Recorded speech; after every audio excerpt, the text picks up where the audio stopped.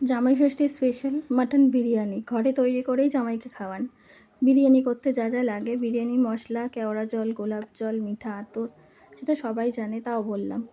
আদা রসুন পেস্ট, এদিকে পিস পিস করা আলু কেটে নিয়েছি, পেঁয়াজও কুচি করে কেটে নিচ্ছি। যেহেতু মাটন বিরিয়ানি করব, সেই জন্য মাটনের মধ্যে মাটনটা একটু প্রেশার কুকারে গোটা গরম মশলা দিয়ে আর একটু নুন দিয়ে একটা সিটি মেরে নিচ্ছি।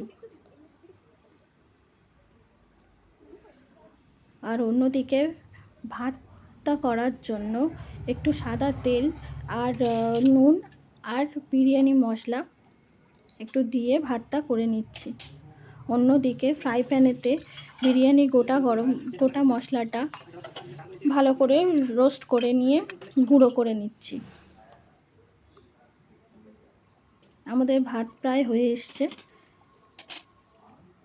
অন্যদিকে একটু পেঁয়াজ, আদা রসুন দিয়ে, নুন দিয়ে আর স্বাদ মতো লবণ আর স্বাদ মতো লঙ্কা গুঁড়ো দিয়ে একটু নেড়ে নিচ্ছি। আলুগুলো তার মধ্যে নেড়ে একটু জল ঢেলে দেবো সিদ্ধ করার জন্য। 80% মতো আলু সিদ্ধ হলেই হবে, বাকিটা স্টিমে হবে। আলুগুলো সিদ্ধ হওয়ার পরে তুলে নিয়েছি। সেই জলের মধ্যেই মাটনগুলো দিয়ে দিলাম।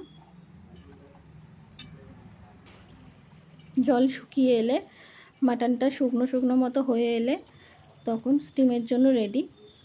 ডেচকির মধ্যে ঘি মাখিয়ে নিলাম। এবার যেরকম ভাত, বিরিয়ানি মশলা আর মাটন যেরকম দিয়ে হয়, সেরকম স্টেপ বাই স্টেপ করে নিলাম। তারপরে কেওড়া জল, গোলাপ জল মিশিয়ে দিলাম। ফুড কালারের সঙ্গে দুধ দিয়ে মিশিয়ে একটু দিয়ে দিলাম। তার ওপর দিয়ে বিরিয়ানি মশলাও দিয়ে দিলাম।